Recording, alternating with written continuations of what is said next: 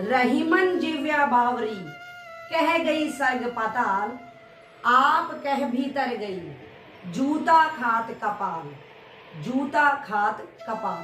Hello friends, मैं हूं al Qaeda. जी हाँ, आप लोग बिल्कुल ठीक समझे। एक बार फिर से हाजिर हूं आप सबके लिए एक और कहानी लेकर। और आज की कहानी का नाम है जीभ, अच्छी भी और बुरी भी। एक बार की बात है, एक बार एक राजा था और वो राजा सबसे बहुत ही बुरी तरह से बात किया करता था। सबके साथ बहुत ही कड़वे शब्दों में वो बात करता था। सब लोग उससे बहुत ही ज्यादा परेशान हो चुके थे। एक दिन क्या हुआ कि राजा के दिमाग में कुछ अजीब सा ख्याल आया। राजा ने अपनी सभा में कहा कि कल सब लोग ऐसी एक चीज लाएंगे जो सबसे ज्यादा अच्छी है। तो इस तरह से राजा ने सबको कह दिया और सब लोग बड़ा सोच में पड़ गए कि कौन सी चीज लाएंगे, कौन सी चीज लाएंगे। इस तरह से वो सब लोग बहुत ही अच्छी तरह से सोचने लगे। अगले दिन सभा में सब वहां पर उपस्थित हुए। कोई घी लाया, कोई चीनी लाया, शहद लाया, कोई फूल लाया, कोई मेवे लाया। इस तरह से अलग अलग व्यक्ति अलग अलग तरह की चीजें लेकर आए।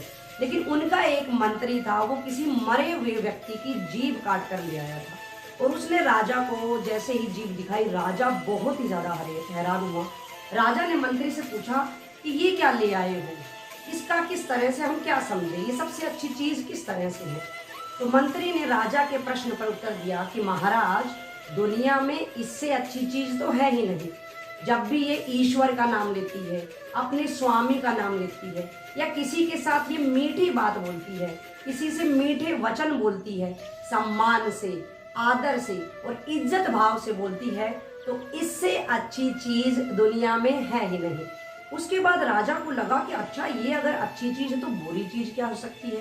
राजा ने इस बात पर कुछ भी नहीं कहा और तुरंत ही अगला आदेश दे दिया कि कल सब व्यक्ति एक ऐसी चीज लेकर आएंगे जो सबसे ज्यादा बुरी है। अगले दिन फिर से सभा हुई और सभा में सब व्यक्ति फिर से कुछ ना कुछ लेकर आए। कुछ व्यक्ति कूड़ा लेकर आए, कुछ लोग मलमूत्र ही उठा लाए, कुछ लोग सड़े गड़े पदार्थ को ले आए और ना जाने कितनी ही बुरी बुरी चीजों को ले आए। लेकिन उस दिन फिर से क्या हुआ कि वही मंत्री फिर से एक और जीभ लेकर आ गया। राजा का अब तो बिल्कुल ही दिमाग खराब हो चुका था। राजा ने मंत्री को तुरंत ही कहा, गुस्से के स्वर में कहा कि कल तो जीभ को तुम सबसे अच्छी चीज बता रहे थे, आज जब मैंने बुरी चीज लाने के लिए कहा तुम फिर से जीभ लेकर आ गए हो। मुझे जरा समझाओ कि जीभ किस तरह से बुरी चीज है।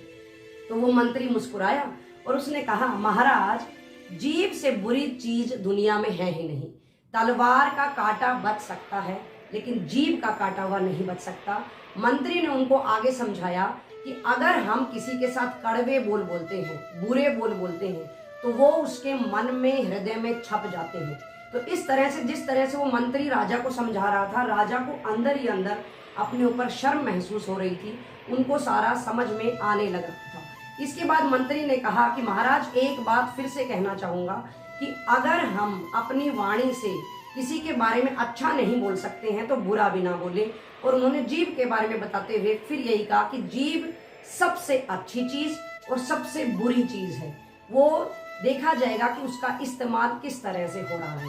तो देखा बच्चों और दोस्तों, हमें भी इस कहानी से यही शिक्षा मिलती है कि जीभ जहां सबसे अच्छी चीज है, दूसरी ओर सबसे बुरी चीज भी है। जीभ पर लगी चोट ठीक हो सकती है, लेकिन जीभ से लगी चोट जीवन में कभी भी ठीक नहीं हो सकती है।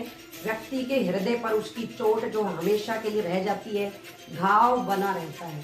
तो आप सबसे उम्मीद है, आशा है, एक मेरी प्रार्थना है कि हम सब जब भी किसी से बात करें, सोच समझ कर बात करें, जीभ का सही से इस्तेमाल करें, मीठे वचन बोले, प्यार से बोले, इज्जत से बोले।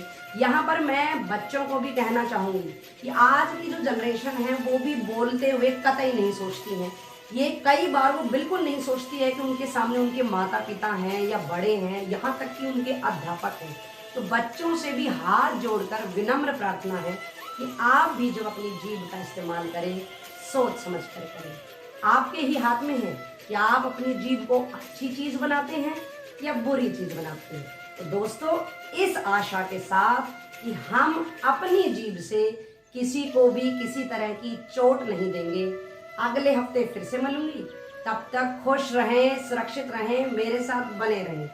फिर मिलेंगे दोस्तों, नमस्कार। मीठे बोल बोलिए क्योंकि अल्फाजों में जान होती है, इन्हीं से आरती, अरदास और अजान होती है। ये दिल के समंदर के वो मोती हैं जिनसे इंसान की पहचान होती है।